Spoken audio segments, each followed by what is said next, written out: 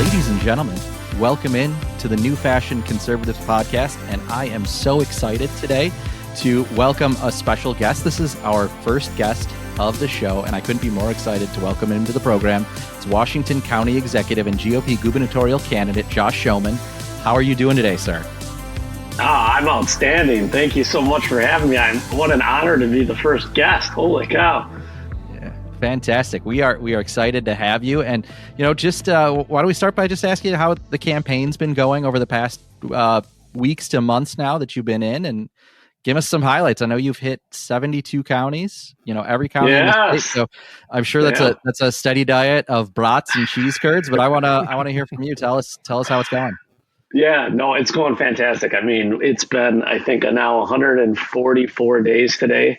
If I'm doing my math right, May 4th, we kicked off. We had an awesome event. I'm in my house right now, and we were just down the street at a wedding barn venue called Elderberry Manor. Friends of ours own Elderberry Manor, and it was awesome. We had like 400 and some people there, and then I did a barnstorm tour around the state from Appleton to La Crosse to I think Eau Claire, and then over to Merrill. And then, of course, I had to get to almost Michigan and Florence County, and then down to Green Bay and back. And, and since then, we've made a point to visit all 72 counties. And now I'm on my second go around with 13. I learned after probably day 9 that I couldn't eat brats and funnel cakes and grilled chicken or fried chicken every single time I was out. Otherwise, I'd have to stop about every hour. So that's been a fun experience. But honestly, the most rewarding part is I didn't go into this with these are the 5 things that I'm going to do. The governor must do these things. I went in with let's build a shared vision for the state. I believe strongly that good leaders listen first. My grandma always used to tell me, you have 2 ears and 1 mouth, use them proportionately. And that's what I've tried to do in 72 days. And it's been awesome, and it's been electric. I mean, people are so fired up for the next generation of conservative leadership. And, there's a lot to be desired from Tony the last 6.5 years. And to have this kind of energy, I think, is just like a shot in the arm for people. So it's been a lot of fun. Well, that's fantastic. So you touched on your background a little bit. So you currently serve as Washington County Executive. You were first elected, I believe, in 2020. You recently won re-election without an opponent, which is fantastic. Can you talk about some of the things you've done at the county executive level that would translate into some of your priorities for governor? Yeah, absolutely. I mean, it's been such a privilege to be able to serve here as county executive in Washington County, the first county executive in Washington County. And I've really enjoyed the same thing, building a shared vision together. So I've been with the county for 12 years. I was the county administrator, the hired gun, before the board decided to go to executive. And I had the privilege of a $60,000 pay cut and the opportunity to knock $5,000 and talk to people. It was great. It was wonderful. And we've just accomplished a ton of conservative governance.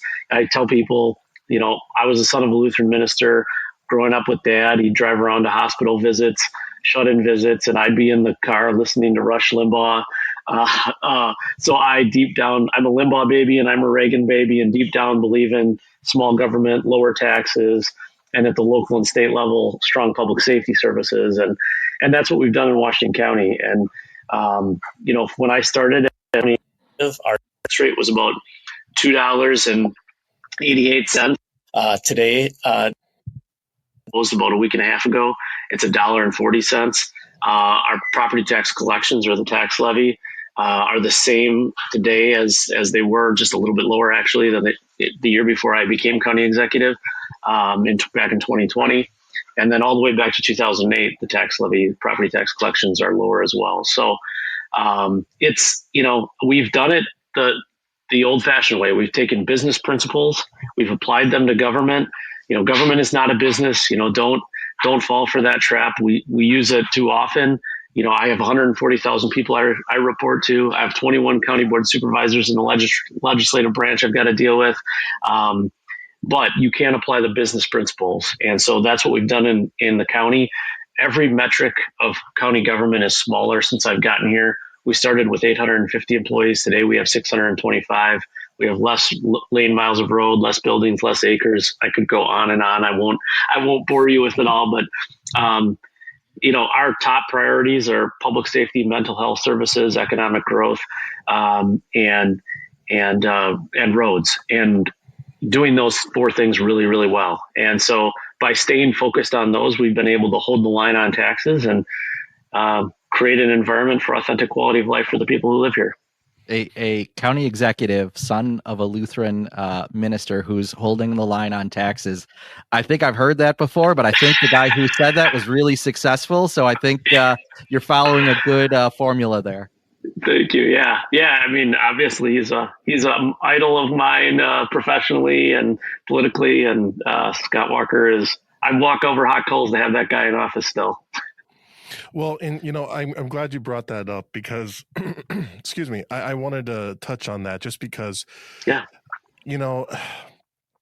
I know that the last couple of weeks have been very turbulent as far as the national scene, and obviously the high-profile assassination of Charlie Kirk, and I know that there's been, some people call it a spiritual revival or awakening because of a lot of things that Charlie Kirk did. But I want you to just, it's important to me. I have to also say I am a Lutheran, so I appreciate that as well.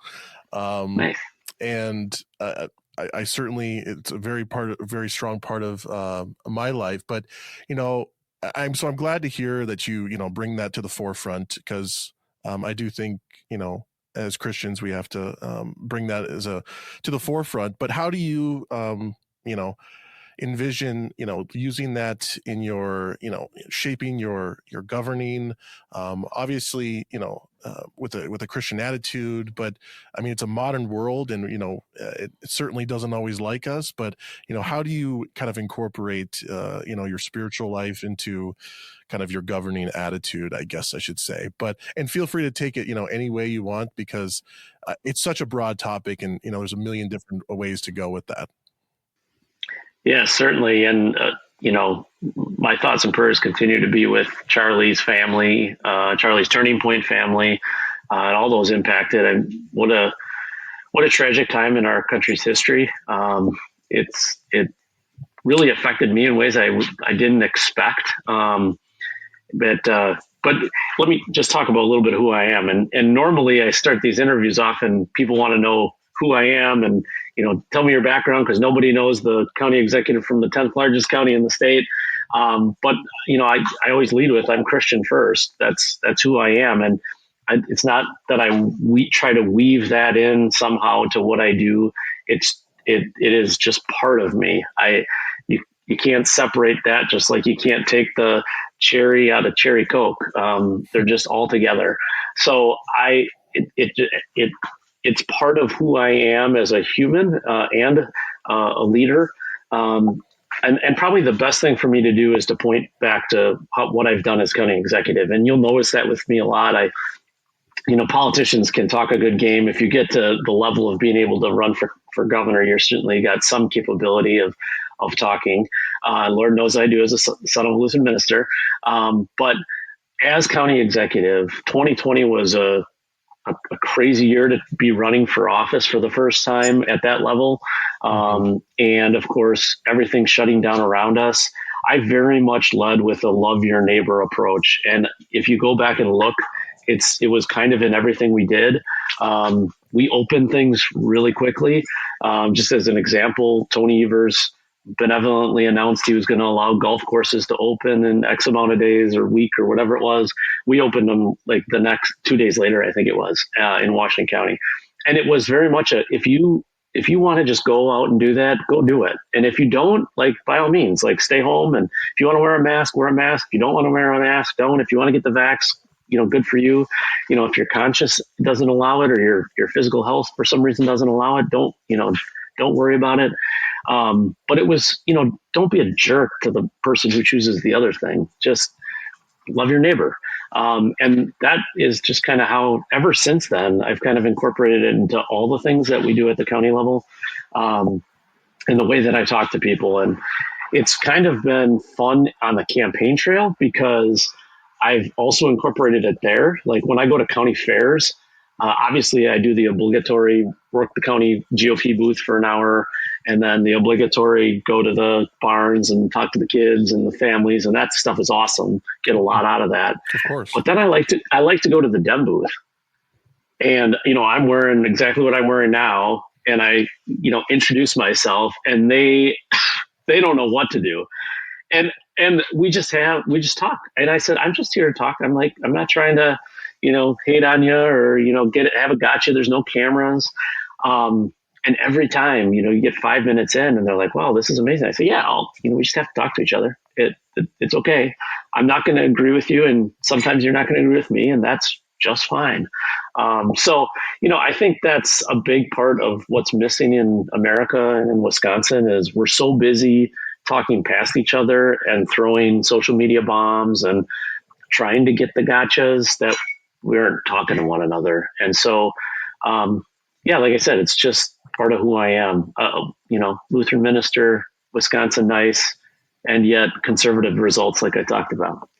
No, and that's great to hear. I just, I've been obviously a Lutheran all my life, and I don't see that changing anytime soon. But with the recent events, it's kind of hard not to.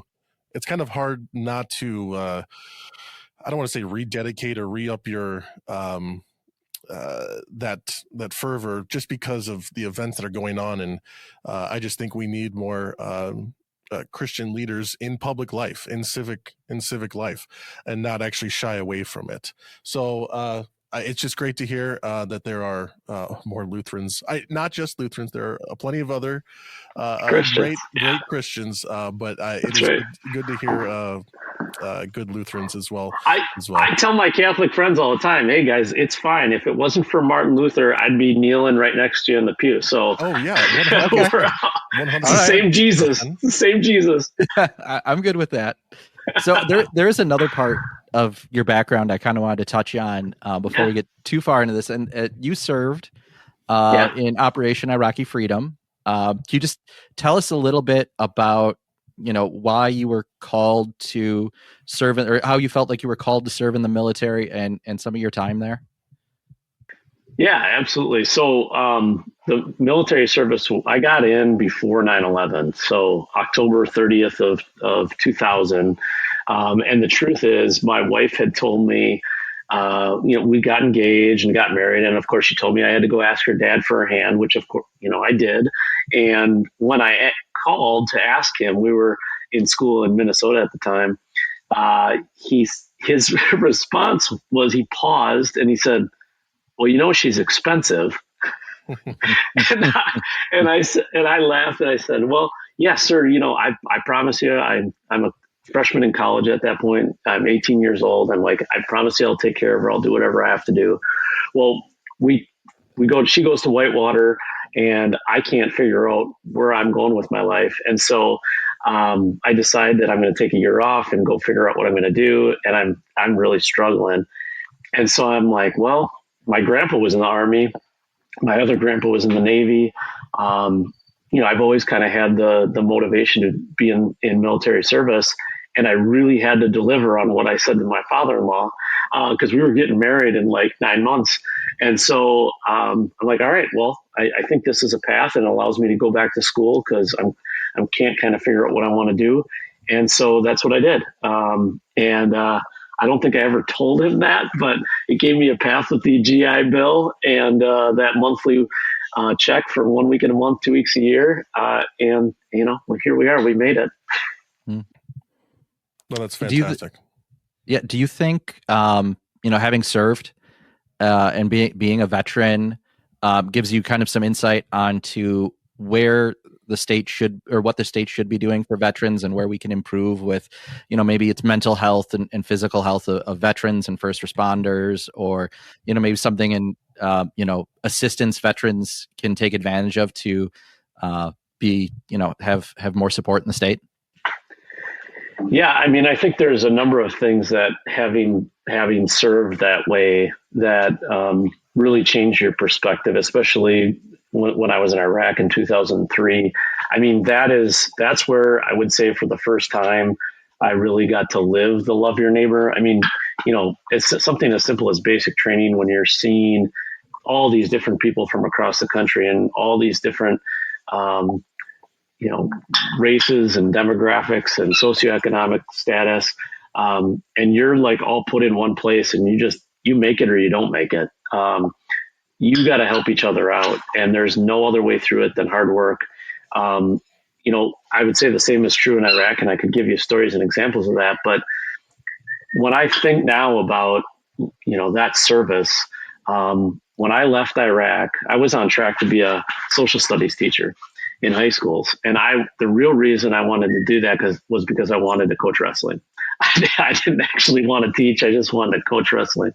And what I saw there and what I experienced, I knew it was a lie to myself, and eventually I would expose myself. And so I decided I was going to dedicate the rest of my life to the service and sacrifice of the guys and gals who didn't make it back, either in whole or in part. And I wanted to reflect the love of my Lord, because love your neighbor now was like so intrinsically built into me. And I thought public service was the best way to do it. I think service is the key. One of the things I picked up on the trail was somebody said, we really need to put serve back into conservative. You think about post-World War II America, all those guys benefited from the GI Bill and from VA loans, and all of that was predicated on their service. And they come to their communities, they're active in VFWs, they're active in Rotary clubs, they're active in their churches. That was the strongest point in American history. And in many ways, of course, it led to the baby boom, but also like social capital, the need for mental health resources. And there was plenty of it, obviously, post-World War II America. But when you have somebody else to rely on, it just eases the burden that much more.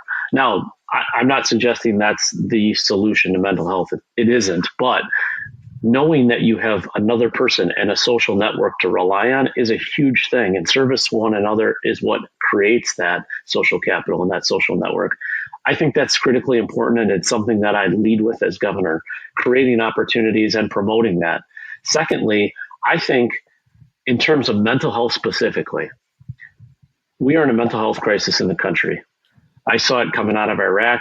When I got back, we had 2 weeks of debriefing, and mostly it was paperwork and busy work. There was almost nothing in terms of mental health coping and services, and certainly not a network of people other than the guard members who were still around you. I believe in this country, until we start to treat mental health the same way we treat physical health, we have the same type of mental health care as we have physical health care, we're going to continue to struggle. So I think it's got to be a both and approach, but love your neighbor and serving one another and building community is, I think, where you got to start, and then build from there. Wow. Well, there's a lot I could go from there, but yes. I wanted to pivot a little bit, actually. Still talking about policy, but kind of open it up to you a little bit. My favorite. One thing that I remember during the 22 election, I had asked both candidates at the time in person, what their favorite policy was. And, we could talk, obviously conservatives love low taxes, we love our public safety and we love our cops, but, is there, I guess it's two-pronged. Do you have a favorite policy area that you're extremely, passionate about, that maybe could be something super niche? And then second of all, is there any, legislation maybe that's already, either circulated in the legislature the last couple of years that you really like, and that you would, obviously as governor, you can't sign anything that isn't passed first. So you would say, hey guys, I really like this. I really think we can't wait any longer. Need to get this done. So feel free to take those at kind of two. Oh my gosh. Question. So as a guy who got into public service and made a conscious decision not to go into politics and instead to go into policy. Like, I was a Humvee mechanic in the military. I'm boots on the ground. Like, I turn wrenches. That's what I do. It is so hard for me to answer this question because I love policy. I've had to learn politics so that I could get to places where I could impact policy. But I think I would point to two things. One, being a Humvee mechanic and a former public works director, I really enjoy infrastructure, roads and sewers and water lines.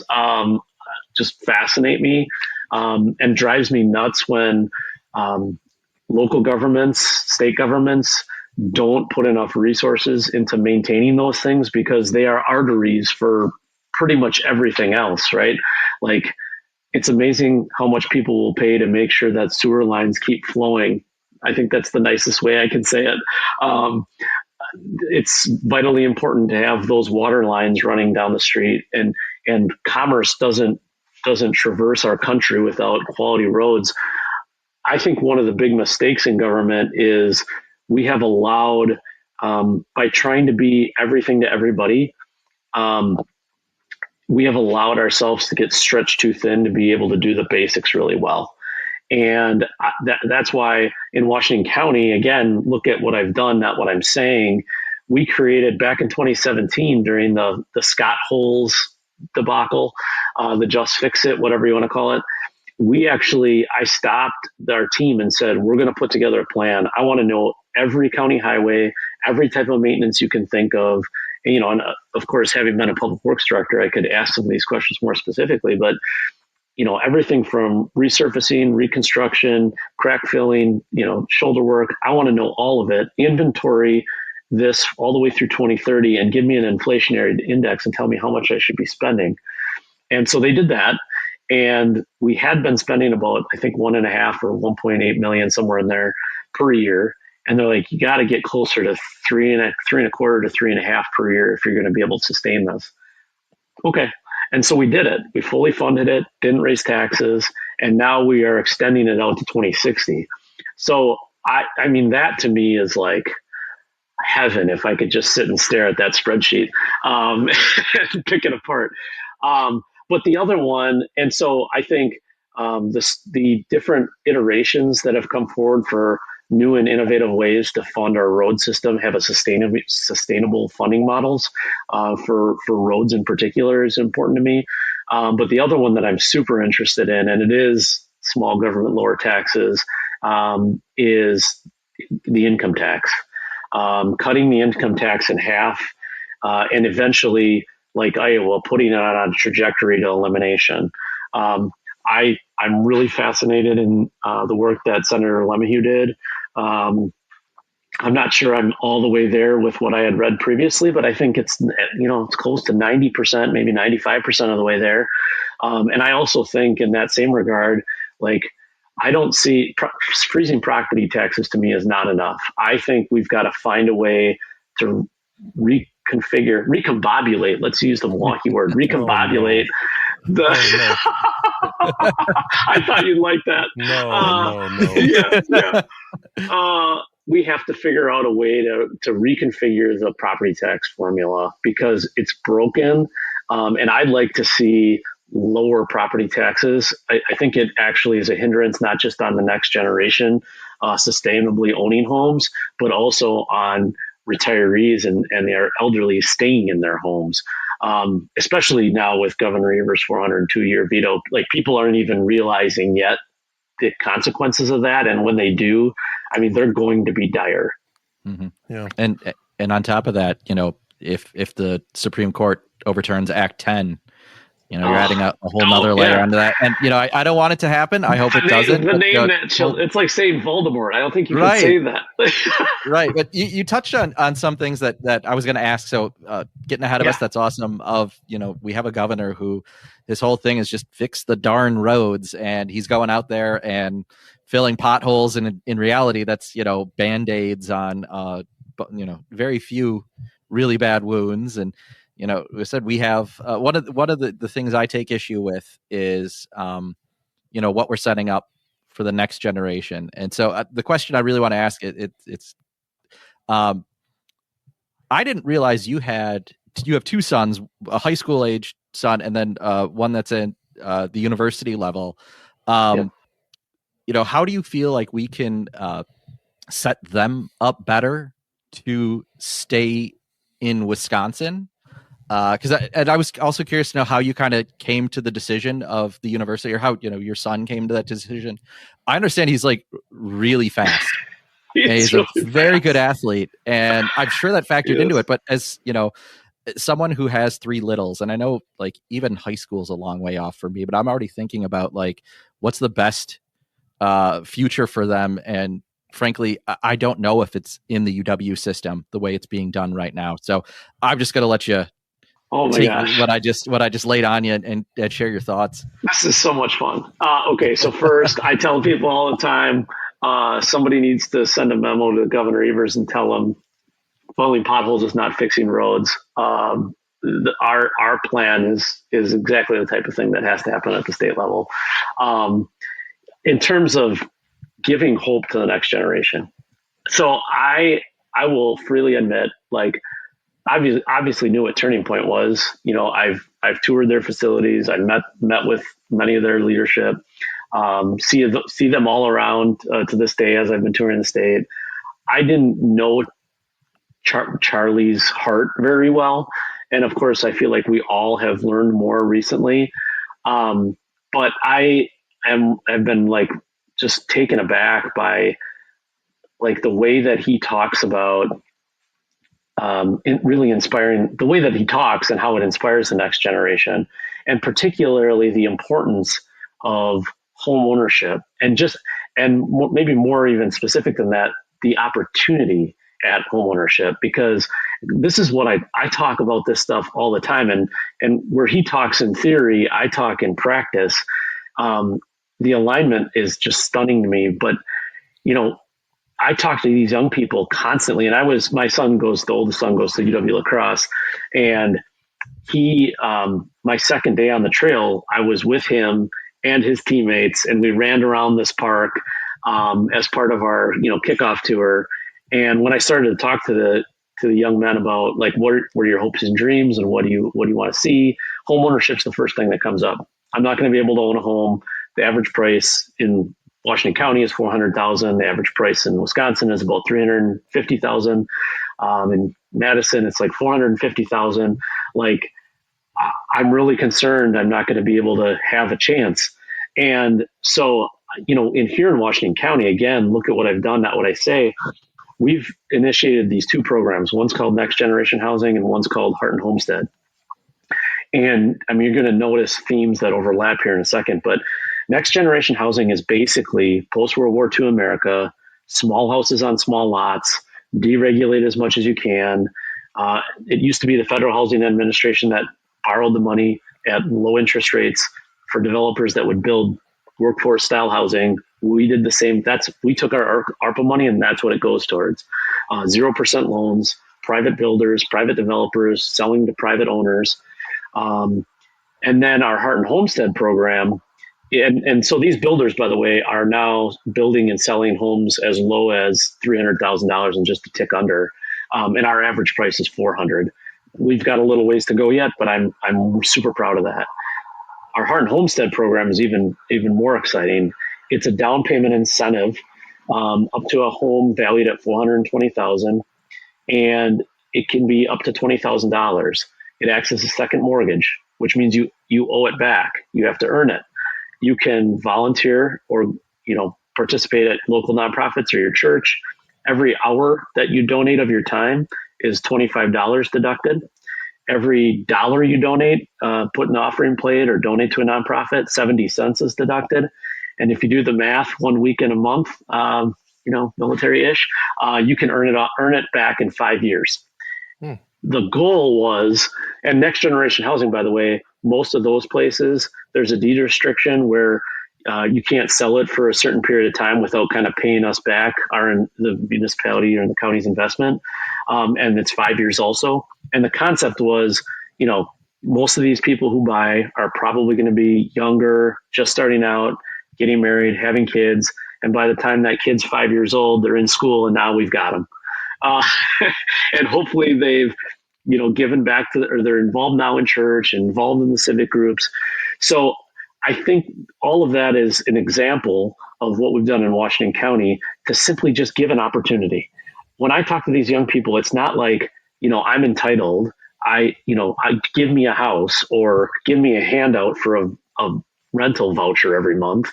They just want a chance. Give me the chance. I'll work my butt off and I'll go get it. Whether it's starting a business or owning a home, that first piece of dirt. And to me, that is constitutional and declarational. It's who we are as Americans. John Locke wrote the words life, liberty, and pursuit of property. Mm-hmm. Jefferson changed it to pursuit of happiness.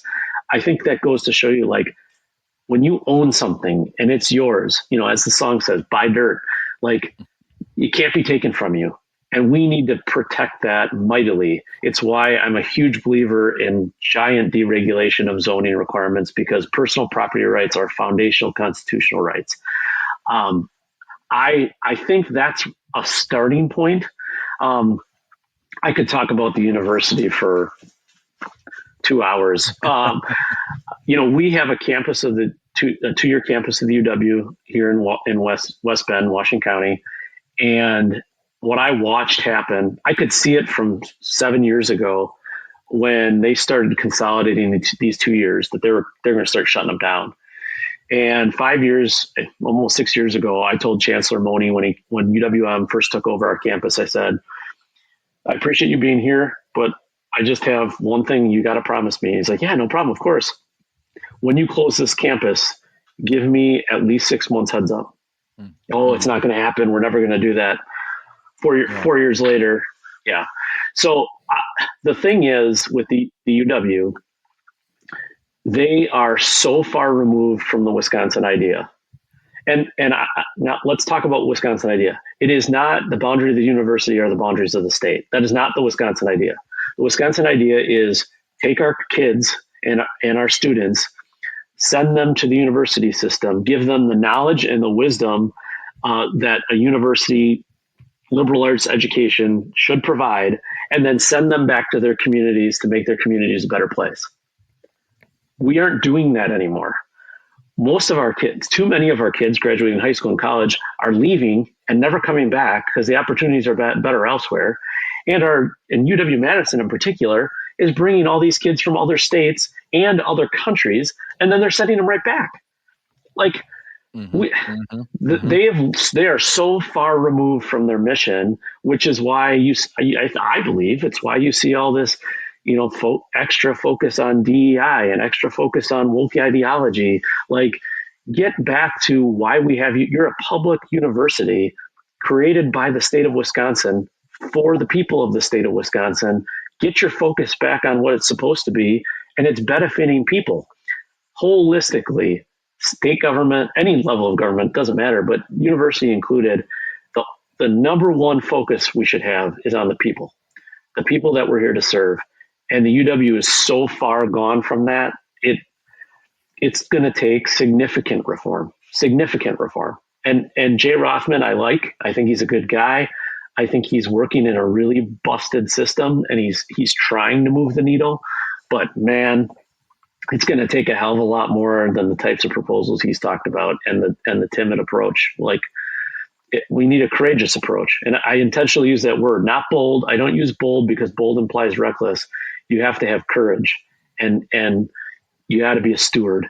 And so like I said, I could talk about the UW for 2 hours, but long story short, I still have a lot of hope in it. I think the good parts are way outweigh the bad, but that doesn't mean we don't need significant reform. In fact, we do.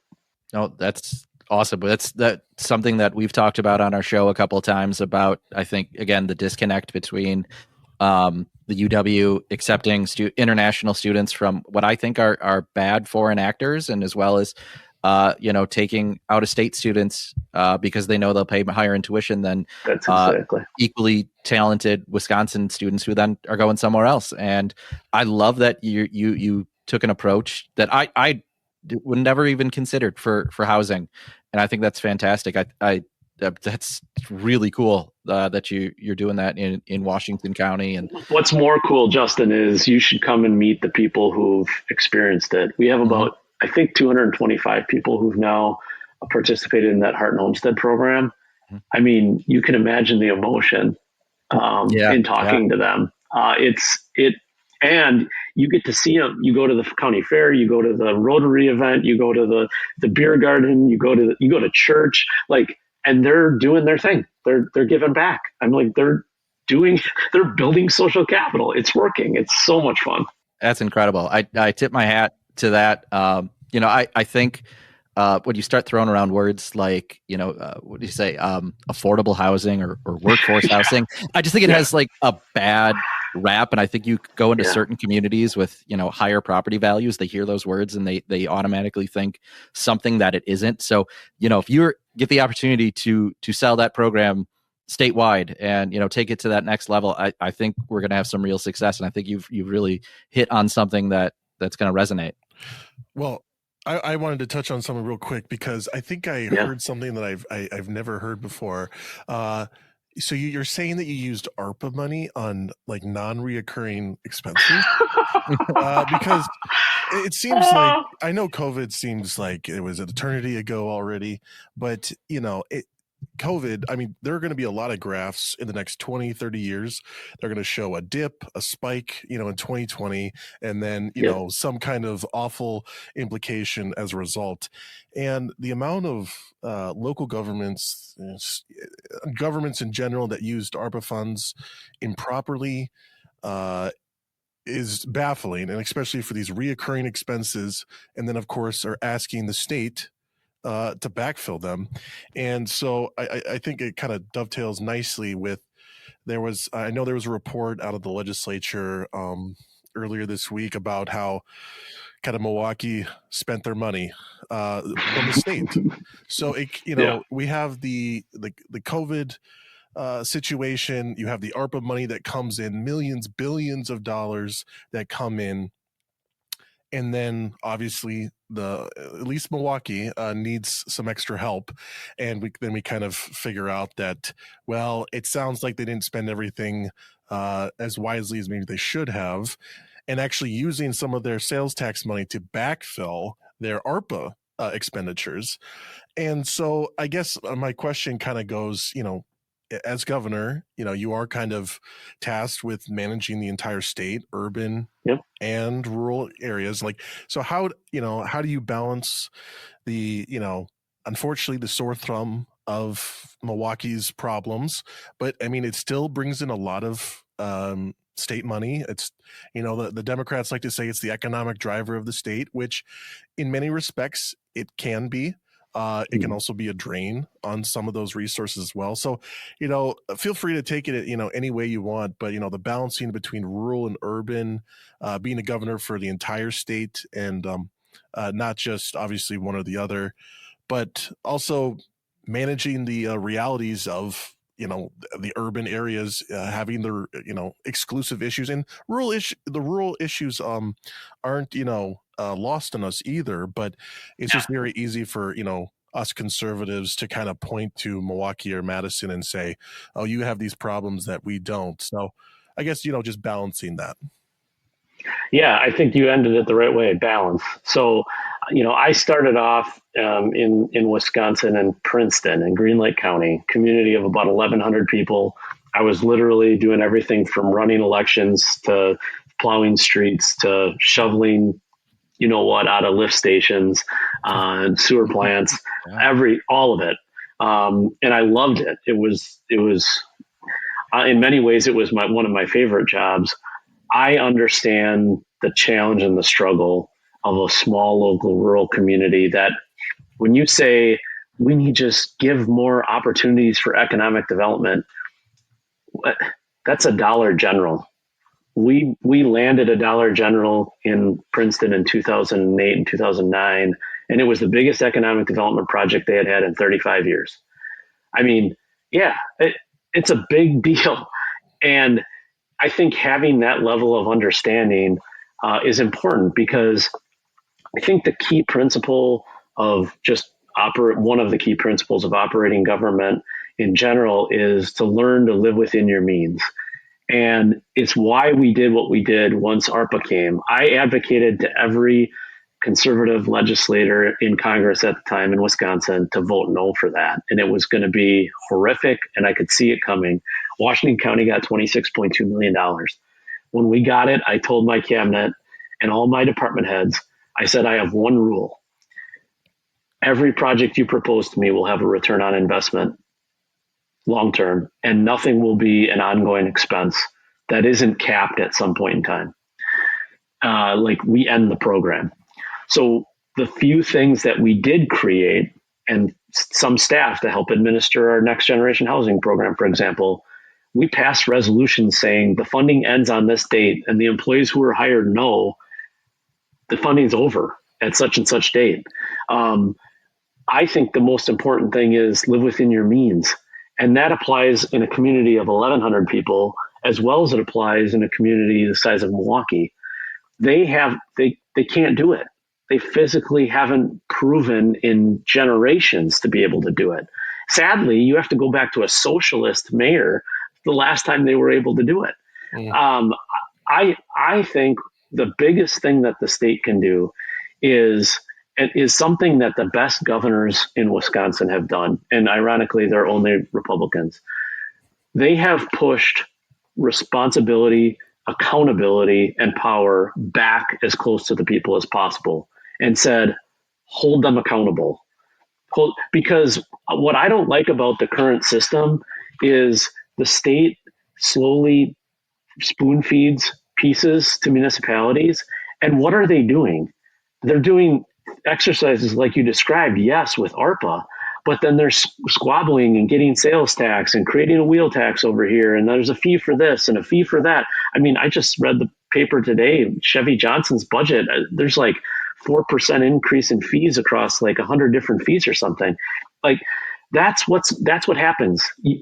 In Madison, you can only squeeze the balloon so long until it stops popping out in all these different directions. The best thing we can do, in my opinion, and this applies whether it's the Wisconsin Election Commission or the Public Service Commission or the UW system, we have to have some mechanisms that where there is accountability back to the people. Because right now, I mean, look at the state budget.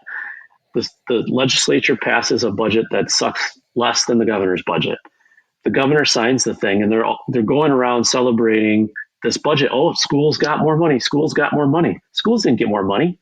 They allowed the local officials to raise property taxes. And you know what the local officials say? Well, the only mechanism I have is the authorization for per pupil aid, which the state gave me. If you want to complain, go complain to them. Legislature says, well, if you want to complain to your school board.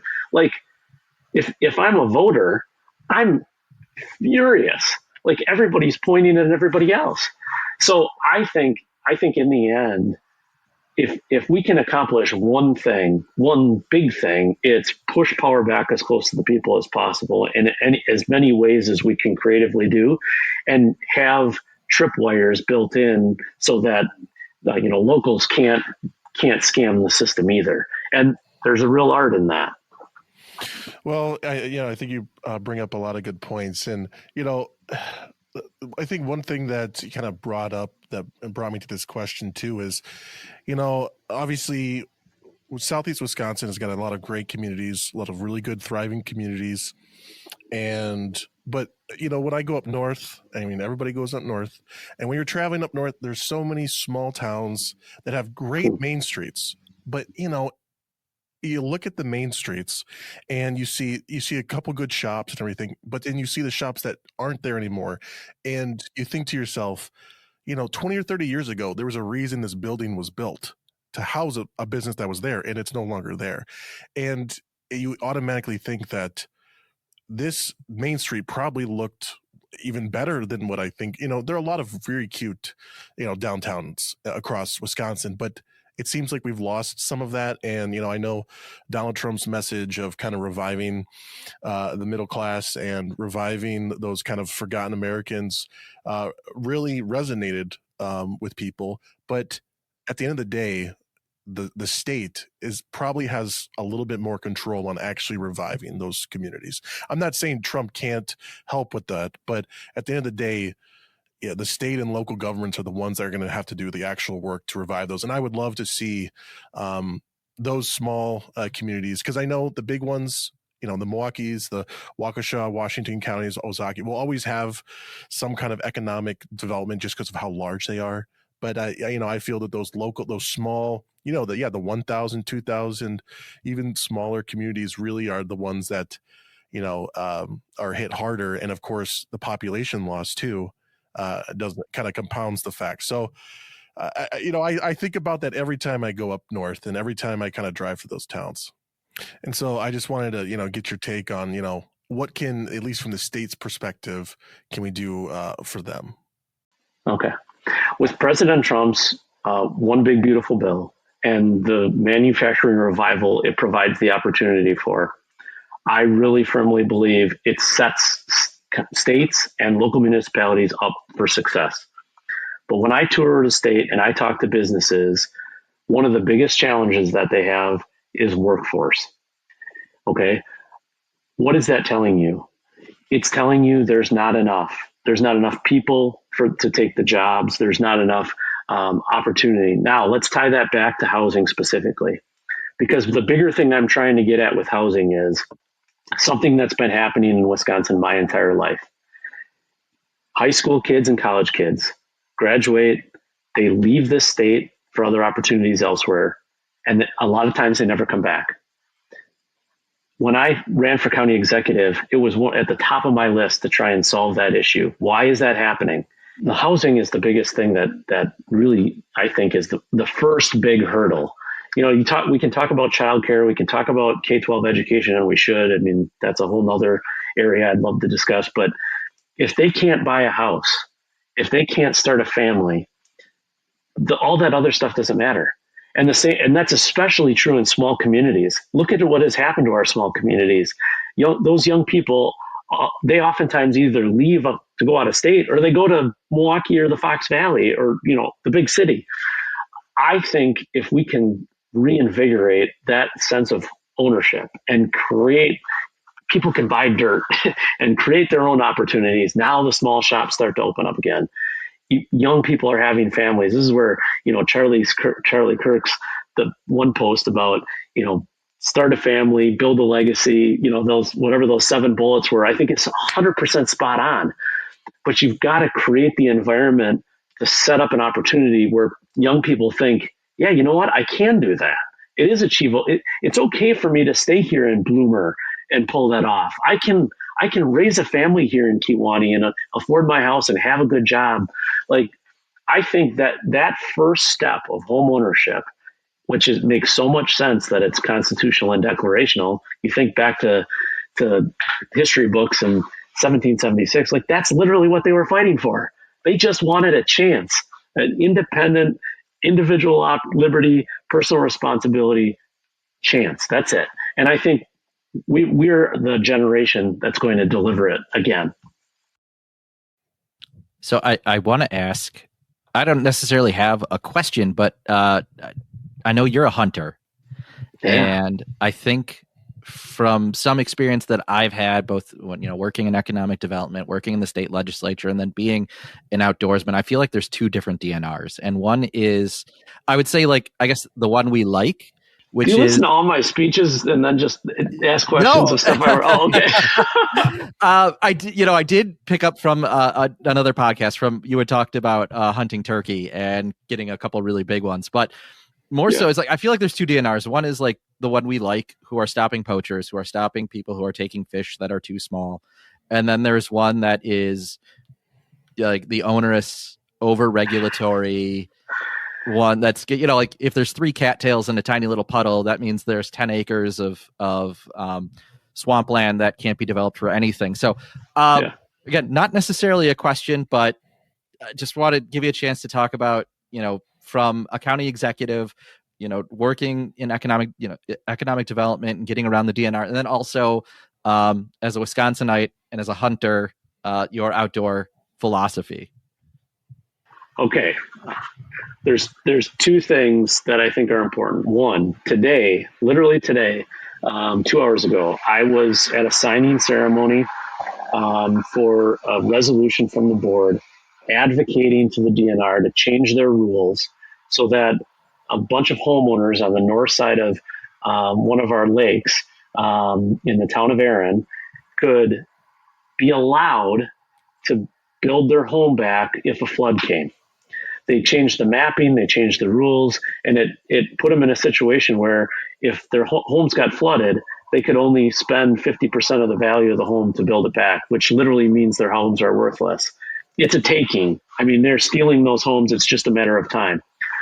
That's exactly the kind of example that you're talking about, and that most counties would never push back up the hill and yell it and try to get the DNR to change. We're working on it, and I think we'll have progress. That DNR, the EPA version, like, I think that's got to get split off from the other side. And I do think the fish and wildlife side, there are some positive aspects, but I also think they are detached from the hunter fisher reality.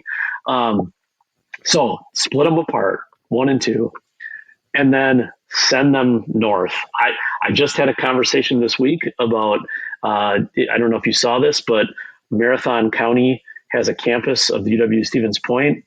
The school is going to move into the technical college. I just had a conversation of, well, what'd you think about moving part of the DNR offices up there to Marathon County?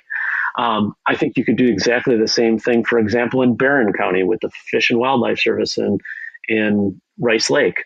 I think breaking them up and putting them closer to common sense people makes a hell of a lot of sense, A.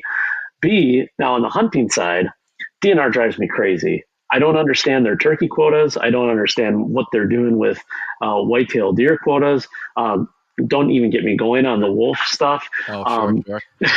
But here's an example. I live in West Bend. I own an 80-acre farm, and I have 20 acres in the back that I bull hunt. From my house, I could drive 8.5 hours north to Lake Nebagaman and bow hunt up there, but I have to use the same license for the one I use on my 20 acres in the back. I could conversely go south 8 hours, southwest 8 hours, west 8 hours, and buy 3 separate licenses in 3 different states and bull hunt there. Like, somebody explain to me why any of that makes sense. And especially when we have less and less people. And this is one of the things I meant to touch on with our housing thing when we got broke up a little bit there. Like, you got to remember the future. Look at the demographics of our state in the next 12 years, in the next 25 years. We're going to have less and less people if we don't change something. So I think more hunters and more opportunities for hunting, more fishers and more opportunities for fishing are positive, just like more homes are more opportunities for young people, which means more families, which means more people. So I think it's just common sense. If you talk to hunters and fishers, most of them have the answers, and there's no better conservationist than somebody who really loves hunting or fishing. Mm-hmm. No, 100%. Well, I wanted to switch it up real quick. There's a lot of more, and it seems like the Democrat primary is there's just more every other day. This last week, obviously, being no exception to that. But I also hearkening back to some of your earlier comments, you said I believe it was the last time Milwaukee had a actual decent city, they had a socialist mayor, which. It sounded like an endorsement, but I won't put any words in your mouth. But I do know. You're breaking up. I do know that the Democrat primary has lurched to the left, of course. And so I guess I wanted to get just a quick, feel free to rapid fire about any of them, all of them. Obviously, at least in my opinion, I love Kelda Royce and Francesca Hong because I think they offer us the best opportunity for a solid win. Mandela's not far behind. Oh, let's not knock Brett Halsey. He walked so Francesca could run. Yeah, so feel free to take that any way you want because it's just been a clown car that just keeps on getting larger. Yeah. So I would effing love Francesca. Uh, um, Kelda, yeah, same. So let's talk about Milwaukee. So I think it says a lot that remember Wisconsin's progressive history, small p, was a Mm-hmm. Republican Bob La Follette that has been taken so far to the left and out of the realm of normality that it it doesn't function anymore. The Democrat socialist that's running under the Democrat ticket, Francesca Hung, is the perfect example. Like, eventually, you just run out of other people's money, as Margaret Thatcher once said. So I think they are. This is going to be a race to the bottom on their side. Francesca and Halsey and Kelda are going to pull the rest of them so far to the left that there will be no return. I believe everything that has happened in the last week after Charlie's assassination has completely changed the game, particularly with young people who are already on fire for conservatism. I feel strongly that they're probably their strongest candidate, at least so far, is David Crowley.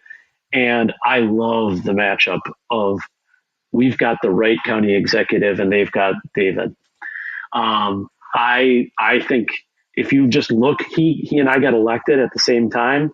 If you look at his record, there's not a tax he doesn't like, whether it was the increase for MPS, whether it was the new sales tax that they instituted. Like, he likes spending other people's money. If you look at what we've done, when there is a need for more taxes, we ask the people. If they tell us no, we find a way to live within our means. We've cut in every category. I think that the contrast is going to be stark. But that's if he can survive, and I'm not sure with that clown car that they've got going on that he's going to be able to make it out of there. So I look at the opportunity of this race, and come August 12th, when I'm the candidate, I really think we are going to have ourselves set up for a really good contrast. And even if it turns into the states around us going blue, I think we can do something very special and very different here in Wisconsin, just like Tommy Thompson did in 1986. Love it. No, that's fantastic, and certainly we'll definitely watch. I'm sure there might be a few more, but real quick, I know Justin's going to get into it here in a second, but we just have some kind of closing questions. Just kind of, if we have more people on, we kind of want to have just our baseline questions so that people can compare and contrast. I mean, obviously, we'll talk to everybody about background and stuff, but these are just some basic questions about. That I think Justin will get into here now. Yeah. So first question, obviously, between 2017 and 2019, what blogs did you subscribe to? And would you like to share any of those with us? That was not approved. No. Kidding, of course. So if you could pick one iconic Wisconsin spot, whether it's, say, a supper club, brewery, Packers tailgate, to hold a voter rally, where would it be and what would that look like? What's on the menu and what are you talking to voters about? Oh, one spot. It's got to be one. I think, I know. I don't know if you can pull this off, but I would love to do it at a viewing spot of the Horicon Marsh. Mm-hmm. And we'd have to do it at a time when there's not a lot of mosquitoes, and we could have a farm to table type of a setup, watching ideally like mid fall before it gets too cold, and you could watch all the migratory wildlife flying in the background as we're talking about busting up the DNR and sending them to the north. Awesome. So growing up serving in Wisconsin, what's one lesson from the state that has really shaped your conservative approach to leadership, whether, it's being, living on a family farm or a small town festival or a hunting trip, what shapes your conservative philosophy? So I've talked a lot about love your neighbor. And when I was a teenager, I think I was 13, there was an accident in my family, pretty severe. I won't get into the details, but my sister almost died. And my father being the minister, it was scary, and it got a lot of attention in a small town of like 1,200 people. And my sister came home, and I was involved in everything that had happened. And the way that the community rallied around us, delivering meals, and even people like took my brother and I in while my parents were with my sister at the hospital. And I mean, just there was all kinds of stuff for months. And it just seemed like a long time when I was young. I think that really instilled in me the importance of having community and having that social capital that I talked about before. And I feel strongly it's a big part of what's missing, not just in Wisconsin, but in America. There, you see glimpses of it, like after Charlie was assassinated, where people just want to come together. And we saw it after 9/11 on September 12th. And then it was like fleeting. And I think you've got to build a culture of that. And I think that's here in Wisconsin more than in most places. And I think it can make Wisconsin a destination where people want to be. Like, we are the place to be, because that is so fulfilling. Awesome. All right. Third question. So you get to wave a magic wand and roll back any progressive policy in Wisconsin, whether it's high taxes, the woke gender neutral language in the administrative rules. So I say magic wand because it means you don't have to worry about getting votes. This is something you walk in day one and you get to do it. What does that look like for you? Income tax is gone. All right. Income tax is gone. Yeah. Love it. Well, Josh, we appreciate your time. Before we go, where can we find you? Where can our listeners go to learn more about you? Get socials, give us all that. Yeah, everybody, all my handles are at Josh Schoemann and joshschoemann.com, JoshSchoemann.com. Lots of information there, and check out our county's website, washcowisco.gov, because you can test everything I'm saying and look at what I've done, not just at what I say.